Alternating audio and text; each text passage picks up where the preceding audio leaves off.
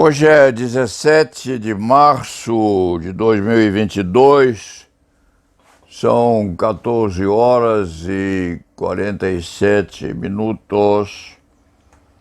O escriba registra com imensa alegria o recebimento do Código Penal comentado da família Delmanto.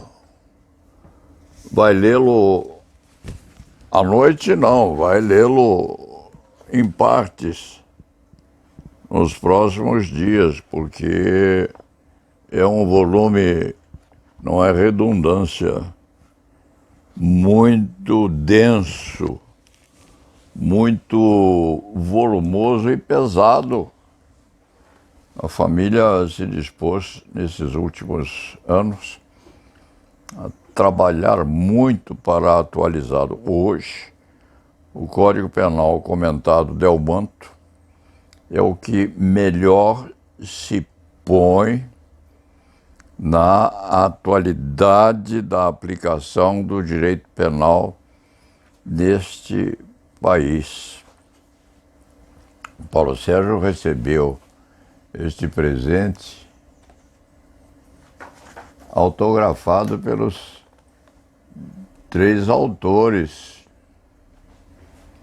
Roberto Delmanto pai, Roberto Delmanto filho e Fábio Delmanto, com 3 dedicamentos muito carinhosos. Dedicamento existe, muito acarinhantes, que emocionam bastante esse velho advogado criminal. Vai passar o fim de semana examinando esta obra para poder, inclusive, ficar a par daquilo que está acontecendo nos diversos tribunais do país. Uma crônica muito rápida, são quase 15 horas.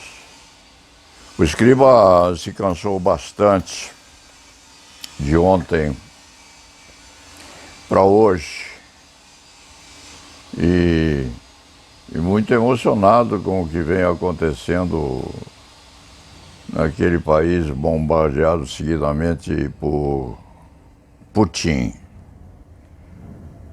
O Leite Fernandes persiste em chamá-lo de Putin. Não é Putin, é Putin. E foi ontem que a TV pôs momentos anteriores à manifestação de Biden, numa entrevista feita lá nos Estados Unidos da América do Norte, em que Biden afirmou expressa e abertamente que Putin é um criminoso de guerra. A imprensa russa, aquela controlada pelo ditador dos infernos, se insubordinou contra aquela assertiva. Seria inadmissível tal doesto. Mas quem mata crianças é infanticida. Quem mata seres humanos é um assassino.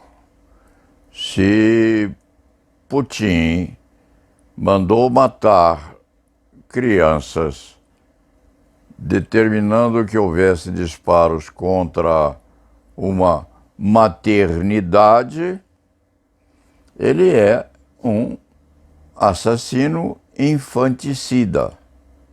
E é evidente que quem pratica um composto dessa natureza é um criminoso de guerra, porque não se pode admitir que dolosamente um visitador de município ou de país posto sob o jugo de canhões, não se pode admitir que a criatura mande disparar contra uma maternidade, que é o lugar onde as mães grávidas, evidentemente, dão à luz. Isto aí é de uma dialética básica. Se Putin mandou disparar contra a maternidade, se a maternidade tinha mães em estado de gravidez avançada, se essas mães iam dar à luz e se as crianças que estavam no ventre da mãe faleceram em consequência das explosões, Putin é assassino e infanticida. Isso aí até um Neandertal, se lhe for feita a pergunta, conseguiria responder sim. Putin é um infanticida, assassino e, portanto, é um criminoso de guerra. E o Biden acentou tal característica e está mandando armas, sim, à Ucrânia. Armas polimorfas, de diversos calibres e estilos, para a defesa daquele país sofrido. O Paulo Sérgio ontem, ou anteontem, assentou que, de repente, Putin materialmente venceu o conflito, porque a Ucrânia está em processo aberto de destruição. Aquilo lá é escombro para todos os lados. E Leite Fernandes estava muito emocionado com a morte daquela mãe que estava dando à luz uma criancinha que também não resistiu. E acordou hoje de manhã com um intuito aberto de buscar que as autoridades lá de... É um nome complicado. Qual é o nome? Mariupol. Mariupol. Mariupol, é isso? As autoridades de Mariupol determinassem a edificação de uma lápide artística ou de um monumento em consagração ou em homenagem à mãe e à criancinha. Porque é evidente que mãe e filho merecem ter aquele episódio perpetuado para que nenhum ditador faça mais aquilo que Putin fez. Então, se por hipótese esse imperador dos infernos vencesse o conflito e tomasse o domínio das terras todas, Paulo Sérgio já o afirmou. Teria dominação, sim, sobre um pedaço de terra a abrigar o cadáver de mãe e filho assassinados por Putin. Não há possibilidade de se negar tal característica. Vitorioso, Putin vai abraçar os defuntos. Derrotado, Putin vai também abraçar os defuntos. E não há de poder, vitorioso ou não, esquecer a mulher e o filho trucidados pelas bombas que ele mandou disparar. O futuro dos ditadores é uma indagação que se perde naquilo que vem. O que há de acontecer com esse criminoso de guerra russo? Vitorioso ou não, ele fica na Rússia. É bem possível que continue durante algum tempo a mandar lá dentro, porque domina a polícia política, domina as autoridades em geral e aquelas encarregadas da repressão em particular. E vai conseguir, sim, quedar-se durante um período razoável, mandando na Rússia, com o povo mastigando. De um lado, o medo, e de outro lado, a raiva encolhida contra aquela criatura. O que há de acontecer com Putin? Os últimos ditadores que passaram pelo mundo no século XX, tiveram uns e outros um status mortífero, sim, porque foram mortos pelos que depois destronaram e prenderam os imperadores, muitos deles torturadores, sim. Hitler é o potentado mor. Hitler se matou, isso é sabido por todos, com um tiro na têmpora. Eva Braun, sua amante, suicidou-se com uma pastilha de cianeto. Houve um ditador no Zimbábue, que praticou 725 mil torturas e mortes. Parece que vive ainda por lá. Pinochet torturou no mínimo 38 mil pessoas. Ele morreu e não foi a julgamento. Morreu sem ser julgado. Idi Amin, entre outros, em Uganda, matou de 100 mil a 500 mil pessoas. Ele faleceu na Arábia Saudita. Saddam Hussein foi entregue à justiça do Iraque. Vou por lá. Francisco Bahamonde, qualquer coisa assim, morreu de causas naturais em 1975. Videla, na Argentina, foi condenado à prisão perpétua em 2010 e morreu preso. Com 87 anos, morreu na prisão. Pol Pot no Camboja, praticante do chamado genocídio cambodjano. Morreu e não foi julgado, morreu em 1998 sem ser julgado. Mao Tse-tung morreu de doença. Benito Mussolini, todos sabem, foi fuzilado e pendurado de cabeça para baixo.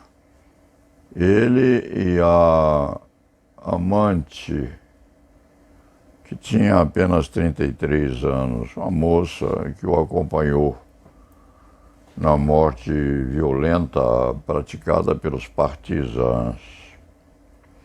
Quem mais? Gaddafi no Líbano, Líbio. Morreu assassinado a tiros. Papadoc. Nossa, que coisa. O François Duvalier, matou cerca de 150 mil pessoas, apoiado pelos Estados Unidos, inclusive. Morreu de diabetes. Kim Jong-un, ditador da Coreia do Norte, parece que ele está lá ainda, não se dá bem com os Estados Unidos da América do Norte, não. Mandou matar o próprio tio dele. Está por lá. Então, uns e outros morrem de morte matada, como se diz por aí. Outros de morte natural. Uns sobrevivem. Outros são assassinados também. O destino daquele que é propriamente chamado de Imperador dos Infernos, o destino dele é alguma coisa inapreciável por enquanto. Sabe-se que o povo russo tem muito medo dele.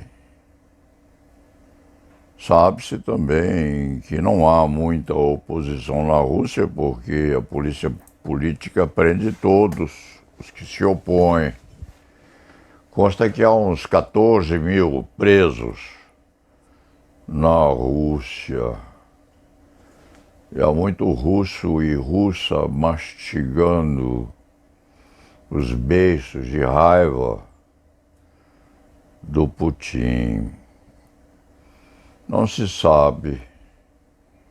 Este antigo criminalista, evidentemente, não gostaria que Putin morresse de morte violenta, mas se ele for julgado e condenado legitimamente pelos milhares de cidadãos que ele mandou prender e torturar, e pelo bom número de naturais desse país que ele está mandando matar, se ele fosse julgado e condenado à morte, isso não faria grande diferença em relação aos outros ditadores que tiveram destino igual. Se a lei do país determinar na Rússia que assassino de crianças deve ser condenado à morte, Putin seja morto de acordo com a lei, provavelmente fuzilado. Decapitado não. Não. Enforcado também não. Parece que se quando ele for condenado mais tarde, depois de deposto e reconhecida a sua culpabilidade, se ele for condenado mais tarde à morte, o destino dele seria o fuzilamento, sim, sob o som do hino nacional russo. Não que o Paulo Sérgio pretenda que ele seja morto, que seja aplicada a lei vigente no país para quem mata crianças. Quem mata infante na Rússia é condenado a quê? Que seja a condenação adequada à lei pré-existente. Está havendo, segundo parece, um começo de acordo entre a Rússia e a nação que está sendo dominada por Putin, em que o ditador não admite retirar-se sem levar uma vantagem qualquer. Estão a disputar isso aí. Mas nas negociações, com certeza, a imagem da mãe e da criança vertendo sangue por todos os poros, depois de assassinadas por Putin, não há de ser escondida sob a mesa de conferências. O que sobra ao ditador é afirmar que aquilo é uma armação, uma mentira.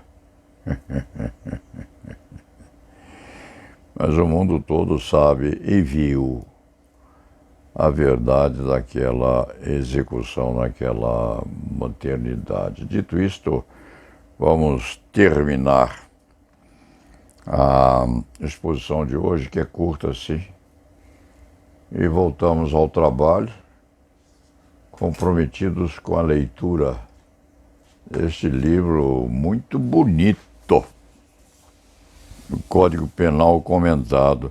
O Leite Fernandes terminou a crônica ontem ou anteontem, falando que Celso Delmanto, quando se referia à sua obra majoritária, acariciava o livro.